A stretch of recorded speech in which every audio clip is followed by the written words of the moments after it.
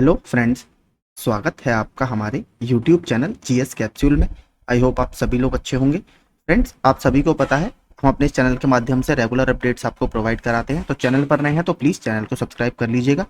8 अप्रैल को एक बहुत इंपॉर्टेंट सुनवाई थी बीएड और बीटीसी वाले केस में, जिसमें 11 अगस्त 2023 से पहले जो बीटीसी के अपॉइंटी हैं उनको कोर्ट ने प्रोटेक्ट किया था और कहा था आप लोगों को नहीं हटाया जाएगा। तो उससे संबंधित पूरा ऑफिशियल ऑर्डर आ गया है। तो वो मेन पॉइंट्स मैं आपको बता देता हूँ। इसमें जो कोर्ट है उन्होंने ब्रिज कोर्स की बात भी की है जो लाइव हियरिंग में उन्होंने नहीं की थी। तो पूरा ऑर्डर आप समझिए, एक एक चीज में आराम से आपको समझाता हुआ चलो। ठीक है, ये पूरा देखिए। डायरी नंबर आपका 4303/2024 था, जो Devesh Sharma versus union of India की रेट थी। ठीक है, जो इंपॉर्टेंट पॉइंट्स है बस उसी के बारे में ज्यादा बात यहाँ पर करेंगे। ठीक है, पूरा यहाँ से ऑर्डर में पढ़ना शुरू करूंगा, देखते हैं कि पॉइंट उसका। यहाँ पर देखिए, मैं आपको पूरा बता देता हूँ, आप लोग पढ़ लीजिएगा। इसमें यह कहा है कोर्ट ने कि 11 अगस्त 2023 में कोर्ट ने एक सेट ऑफ अपील्स को डिसमिस किया था। जो राजस्थान हाई कोर्ट है, उन्होंने ये कहा था कि प्राइमरी लेवल पर 1 से 5वीं कक्षा तक बीएड जो है वो एक एप्लीकेबल डिग्री नहीं है, क्योंकि जो डिप्लोमा होता है, डिप्लोमा इन एलिमेंट्री एजुकेशन, वो वहां पर एलिजिबल माना जाएगा। और उन्होंने जो एजुकेशनल अथॉरिटी है उसके एक डॉक्यूमेंट को क्वैश कर दिया था, यानी खत्म कर दिया था, और एक तरह से बीएड को प्राइमरी लेवल पर इनएलिजिबल मान दिया था। उसके बाद कुछ पिटीशंस को सुप्रीम कोर्ट में चैलेंज किया गया, राजस्थान हाईकोर्ट के डिसीजन को, लेकिन सुप्रीम कोर्ट ने भी इन पिटीशन को डिसमिस कर दिया। जहां पर आप पढ़ेंगे, ये वाली लाइन पढ़ेंगे, and in a judgement delivered by this court on 11 August 2023 appeals filed against the said judgement were dismissed. यहां पर जजमेंट की बात हो रही है जो राजस्थान हाईकोर्ट ने दिया था कि प्राइमरी में आपका जो डिप्लोमा इन एलिमेंट्री एजुकेशन है, डीएलएड या बीटीसी जिसको पहले बोलते थे, वो एलिजिबल है, ना कि बीएड, क्योंकि वो एक डिप्लोमा कोर्स है। अब इसके बाद कोर्ट यहां पर क्या कहता है, now an application has been taken out by the state of Madhya Pradesh labelling it as an application for clarification.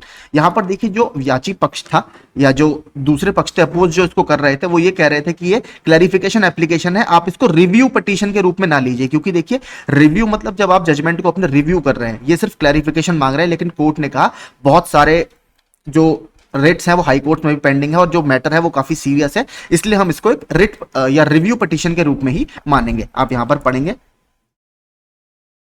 Applicants for us to hold that the set judgement ought to have prospective application only. Main जो इनका reason था वो यही था कि इसको retrospectively या पहले से लागू ना किया जाए, जिस दिन जजमेंट दिया है उस तारीख के बाद से इसको लागू किया जाए।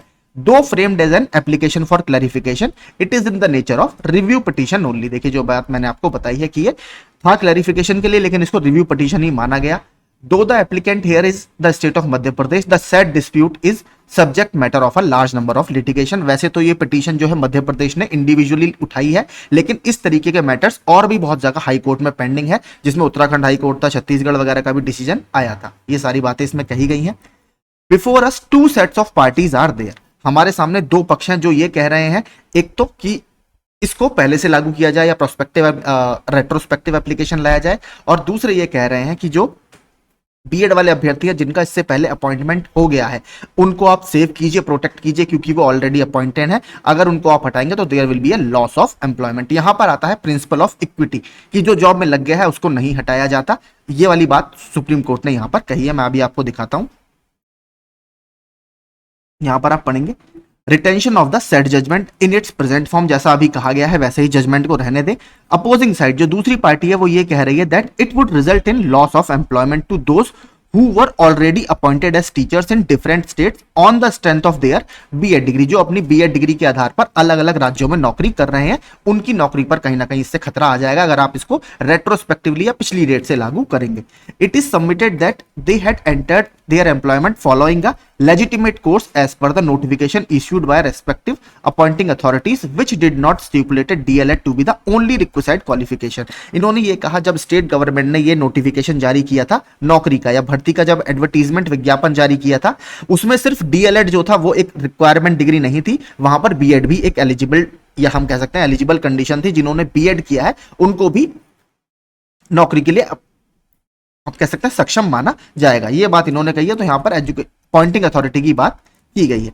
Now having considered these factors and particularly the contention of the B Ed applicants that they had entered their employment as per the qualification criteria specified by the appointing authority, equity should go in favour of retention of their employment. देखिए, principle of equity यहां पर आ गया। उन्होंने कहा कि जो appointing authority ने या एग्जाम कंडक्टिंग बॉडी ने जो भी एलिजिबिलिटी कंडीशन बनाई थी। बीएड उस समय उस आधार पर एक एलिजिबल क्राइटेरिया था और इस आधार पर हम ये मानते हैं कि इक्विटी जो है वो बीएड कैंडिडेट्स के फेवर में जाएगी। तो यहां से एक चीज क्लियर हो गई कि आप लोग इसमें पूरी तरह सेफ हैं, जिनका अपॉइंटमेंट 11 अगस्त 2023 से पहले हो गया। देखिए मैं अपॉइंटमेंट की बात कर रहा हूं, जिन भर्तियों में प्रक्रिया चल रही है लास्ट में कोर्ट ने लिख दिया उन पर यह बात लागू नहीं होगी, ये सिर्फ उन पर लागू होगी जो फाइनली अपॉइंटेड हैं और वो जॉब कर रहे हैं। मैं लास्ट में आपको दिखाऊंगा, यहां पर आप पढ़ेंगे as it appears that a large number of candidates with B Ed degree had already been appointed on the basis of eligibility criteria specified by the educational authorities, we do not think it to be equitable to effect their removal। जो अभी तक लोग job कर रहे हैं एक legitimate यानी वैधानिक बीएड डिग्री के आधार पर जो एडवर्टीजमेंट में मांगी गई थी, तो उनको हटाना हम लोग यहां पर सही नहीं समझते हैं।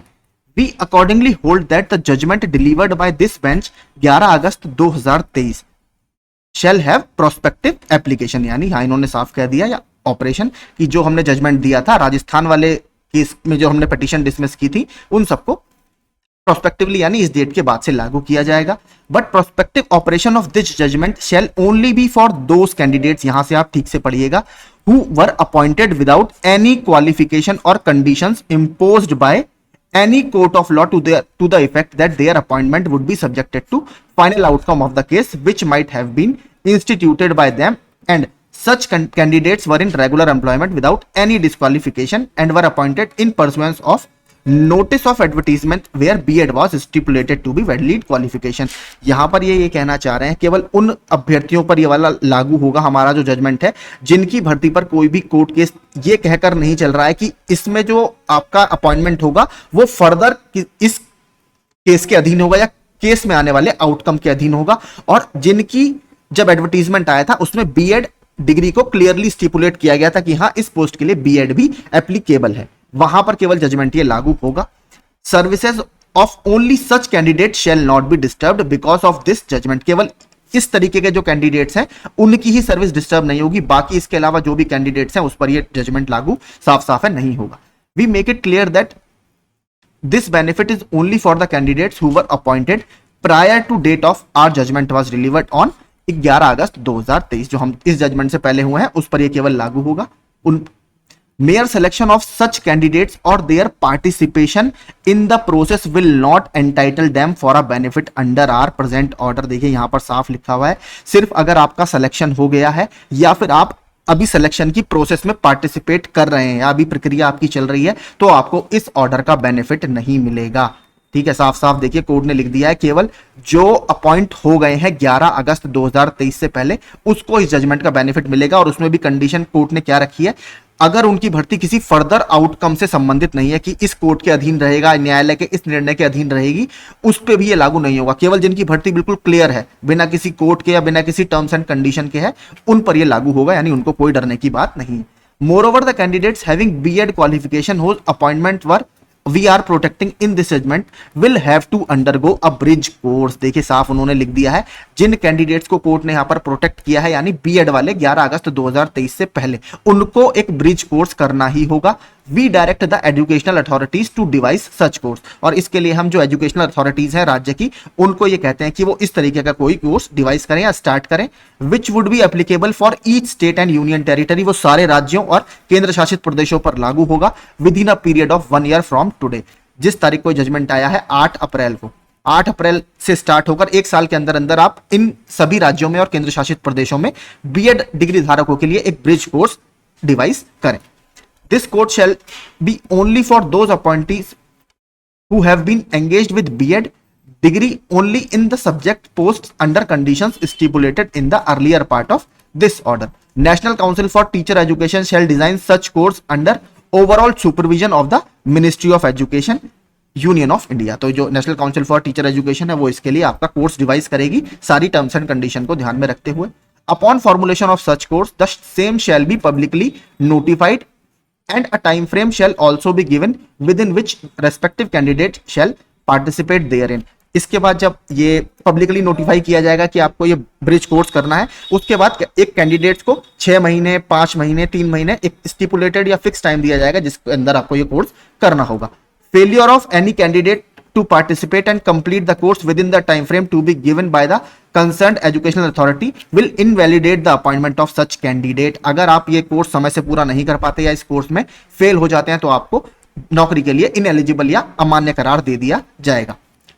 We also make it clear that the directions contained in this order shall not be confined to the applicant state only and shall cover all cases which may be pending in different judicial fora in any state and union territory or in the same point of law।